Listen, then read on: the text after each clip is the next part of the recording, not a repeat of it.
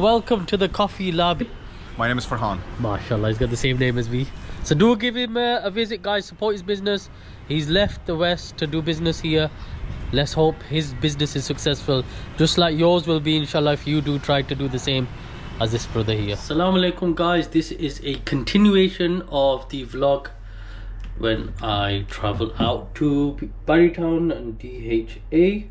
And I know I've got a lot of comments that have come through, so we're gonna just scan through them before I show you the second part of I'm still getting comments in second part of the vlog. So I'm technically still there, guys. Somebody commented and the comment disappeared. I don't know how. I haven't done anything. I didn't delete it, but it disappeared, and I wanted to share it, but I can't because it's not here. But it was something about, you know, at the end of the vlog when I was talking about how people are worried that they'll still be burgled in Bahria town even though they've got the security and it's meant to be secure. And someone said, why would you invest so much money? Because it is. I mean, living in Pakistan is not cheap, and then buying a property or buying land and building on it or whatever it is going to cost a lot of money. Why is it that you'd leave everything behind in the West and come here and still be worried about being burgled? The comment did go on to say, to be fair, that look, you still get burgled in the UK, you're still going to be worried there as well, even though they've got the proper policing, they've got cameras, they've got lighting, you know, street lights and everything, so it's easy to spot. But still, people's cars get stolen, people's belongings get stolen, people's homes are broken into, X, Y and Z. Yeah, the list can go on. The thing is, we can't compare the Pakistan to the West, firstly, but secondly, the people that are moving here will move here regardless of what me and you say. Now, I remember when I moved here, I used to watch a vlogger called Hassan Rafiq. He does vlogs in Urdu, right? He was born in Pakistan. He got nationality in the UK and left the UK to come back to Pakistan after 10 odd years, I believe. Towards a year into his vlogs, even he was saying, look, the rupee crisis is kind of not good for people looking to relocate to Pakistan, so maybe delay it for a year. I didn't listen, and even people watching my vlogs will not listen to me even if I said don't come, or these are the issues and this is why you shouldn't come straight away, right? They'll still turn up and they'll still move here and they will still relocate. Now, firstly, when I moved here, the rupee had a further 2 drops whilst I was living here. It had already dropped before I came, and then it dropped a further 2 more times. So I've already experienced that, and I don't see much of a change whether I was here now or whether I was here a year earlier. Honestly, it hasn't really changed anything for me personally.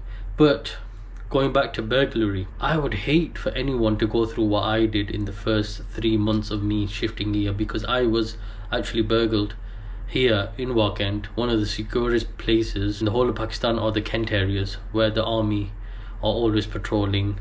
You can't easily enter and leave this area. It's very, very, very secure. Not only did they have the army, they've also got the police here. As well as the police, they've also got their own employed security. So there's so many levels of security here, right? So I still got burgled. Would I want anyone else to go through that? No. Would it stop me from making hijrah? No, because my intentions of coming and living in Pakistan were for the deen, that I can practice my religion freely and openly here. I'm not funding, like one of the comments said, whatever you're doing in the UK essentially is going back to funding weapons and arms that are sent over to the apartheid state of Israel. That was a good comment that somebody made, that it's better to be out of the West, because a lot of the Western countries like Germany and the USA are openly funding and helping the apartheid regime that's currently committing genocide. So I'm happy I'm out of there.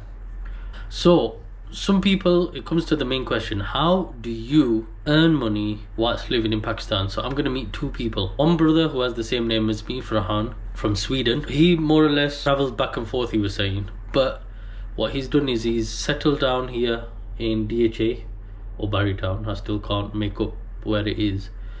He set up a business called the Coffee Lab. So we'll speak to him, see what his suggestions are, what his advice is.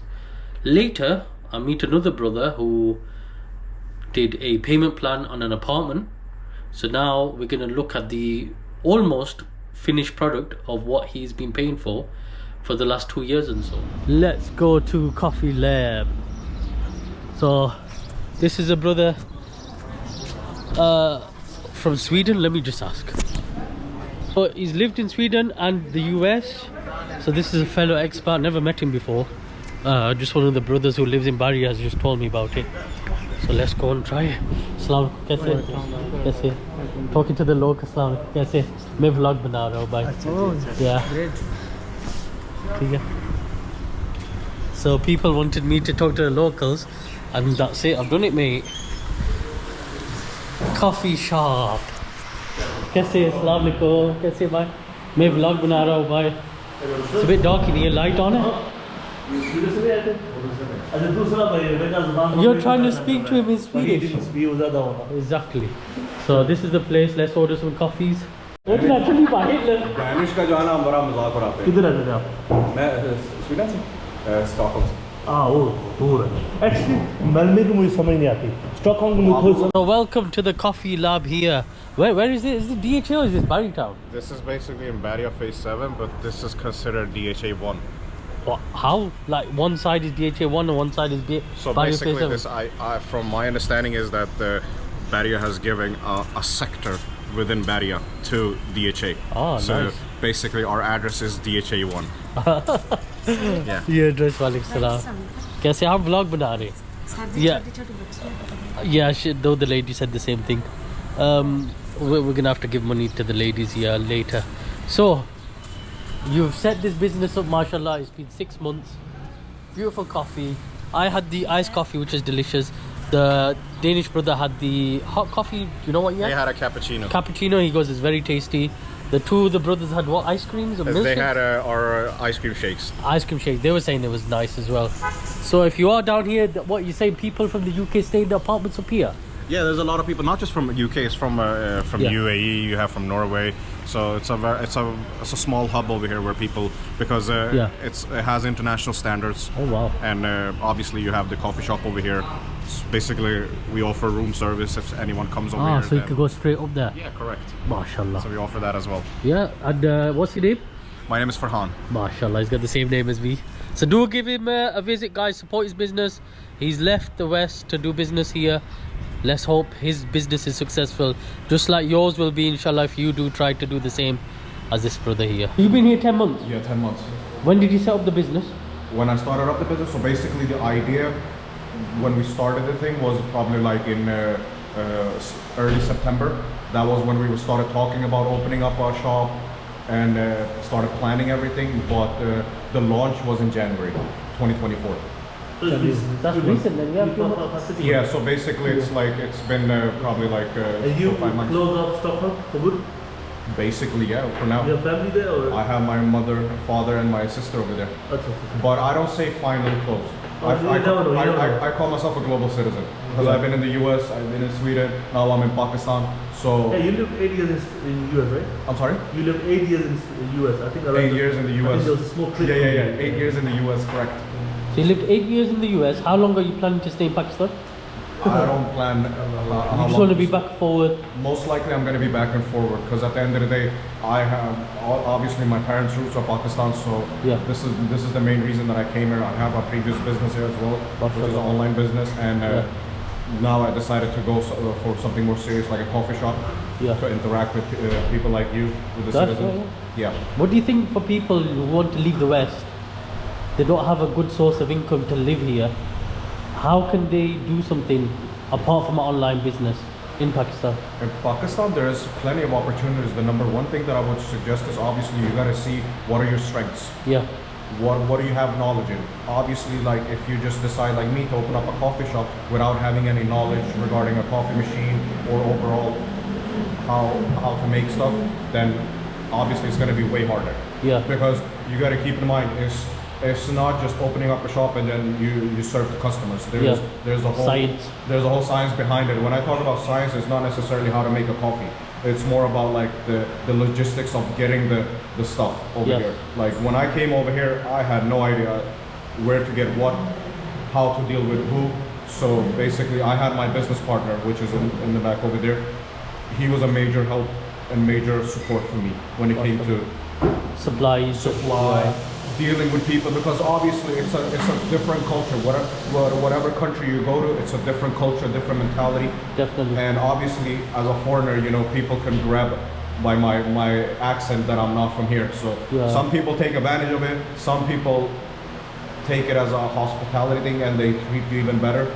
So it's a 50-50 when it comes to that. So this is Britannia what? Britannia Homes. Britannia 2. So apparently there's a number 1. So this is built by Brits for Brits.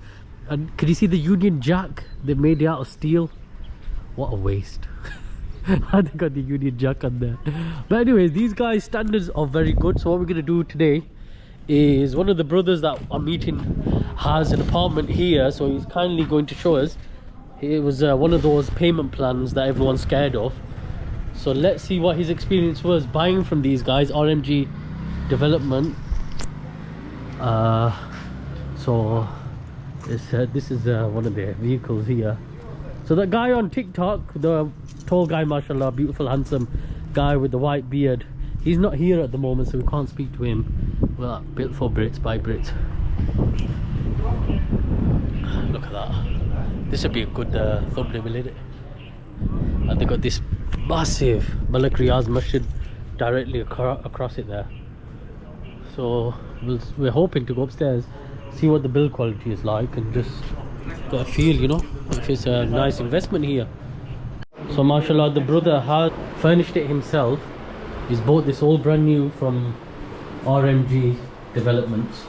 I can see a lot of good and a lot of ways that they can actually improve the layout and things, which I'll point out once the brother starts to rent this out. So he's gonna rent this out to people from the West who want a place to stay, a bit like Airbnb, but obviously we're not promoting Airbnb because they have listings on there in the occupied Palestinian territory, which is unethical. But yeah, Airbnb can just do this, what I'm doing right here, just stand on this balcony and chuck yourself off, mate. You're better off doing that. That's how unethical you are. Let's see here. I like the mixture of granite and tiles that they've got going on throughout the whole apartment. Got nice fan up there. That fan's a bit low down. If you're standing on that bed, mate, your head's gonna be shish kebab. So he's put the ACs in, mashallah. The brother said he's done that himself. He's looking to rent this out for 10,000 rupees a day. And the toilet, all the tank and everything is hidden behind here. And this is on a bracket, so it's a floating toilet, which is good. It's really good for cleaning, maintenance. I don't really like these type of windows, insects and everything will come straight in. The toilet's a really odd shape, but it's finished well. That's the same marble I've been using, Grara Grey. This comes part of the package, so he's been paying this off for 2 years, and they've delivered practically on time, just 2 months late. So they got the ceiling showers, so it's like a rain shower. So mashallah, the brother here has paid off his apartment, which is almost ready. As you can see, he's already been handed the keys and he's already getting it ready for you guys to come and stay. If you do want to stay in this apartment, do email us at mybritishpakistanilife@gmail.com and I'll get you in touch with him. I am due to do a vlog in his apartment so that you guys can see what it's like to be staying in Bahria town. Mashallah, it's a great initiative. He's trying to stay away from Airbnb and booking.com, so let's support the cause. Here I'm just driving around phase 8. Phase 8 is absolutely massive. There's parts to it where it's just house after house after house after house, slightly like a concrete jungle. But what I do like is that they've got wide roads everywhere. They've got the pavements, it spreads it out a bit. It's kind of like the West then. They do have green space, but then they've also got barren land. Let's see what people living in Bahria town have to say about Bahria town. So one sister was saying there is a mini zoo in phase 7 and parks near the food street that we visited in the last vlog. If you do want to go to like a larger park, like a theme park type place, there is a U park which is out in the main Rawalpindi In the whole of Bahria, you can use the Food Panda app, which you can order your food, groceries, etc. from there. It's really convenient, really fast. I mean, the delivery charges are generally around about 30p to 60p, so it doesn't cost you much. She also said Bahria 1 to 6 has restaurants, mini golf and go-karting. She then went to talk about DHA 2, which is in a different area, not in Rawalpindi. It's considered, DHA 2 is considered Islamabad. They have a central park and skating, restaurants and bee family parks. So technically speaking, because they have so many housing schemes available, both DHA and Bahria Town, it's about coming, researching, seeing what you are comfortable with or what suits you best. Don't just stick to what I'm showing you here, which is DHA and Bahria Town phase 7, 8 and 9. You can go elsewhere. Another brother was saying Bahria phase 8, the water that comes through the tanks is nasty, not fit for washing or showering. You need to invest in water filters, not just for drinking, as even doing wudu with it wouldn't be safe. So I'm not sure if he's talking about the tanks on top of the home or the water, the gravity fed water that they have in places in Bahria Town. So phase 3 is a different area. Phase 3 is on the other side of GT Road, so not an area I have vlogged at all. And obviously the videos that I'm showing you now, you can see how there's randomly just barren land here in phase A, and people wanted to see that. So you could just end up buying a cheap plot, and then when you turn up here, there's just nothing around you. So that's even a possibility. And then obviously people are worried about burglaries. What do you think it looks like if you've just built a house in the middle of nowhere where there's no other houses next to you? But yeah, it is developing. I don't know if it's developing fast. The housing market has really dropped recently, so I don't think people will be running to build right now for at least another few years. Phase 3, Bahria Town, regular water supply is good, no issues, load shedding is rare, only in very hot conditions, and it's going out for about 2 hours a day. So the load shedding is only about 2 hours a day, so that's alright during the hot summers. You got easy access to GT Road and PWD, which you can go there for cheaper shopping, that is. For shopping, travel, etc. Giga Mall not too far. Yep, I agree. Phase 3 is not that far from Giga Mall. Bahria Civic Centre, yep, phase 3 is right next to Bahria Civic Centre, which is basically a roundabout with all restaurants and stuff. Lots of good restaurants, banks, hotels, apartments, etc. They have water filter, they have a few parks there. There's a nearby cinema, but I haven't checked it out, he said. They have golf, go-karting, quite a lot of gyms, including a very good MMA gym in PWD. PWD is another housing scheme. No gas, load shedding, and supply is cheap compared to cylinders, so they get the proper gas supply then. They don't have to use the cylinder. Quite a lot of schools nearby included Beacon House and Al Huda International. In terms of hospitals, we're using Bahria International in phase 7. Phase 3 is a bit more central, so even if you have to leave, you don't need to go very far. So yeah, I've got a lot of feedback from people that are currently living there. People do like it in Bahria Town DHA. I hope this vlog helps you guys with your research, whether that's for visiting, investment, or making hijrah and living here, whether that's long term, short term, whether you're hybrid or just settling here. Take care. Assalamu alaikum.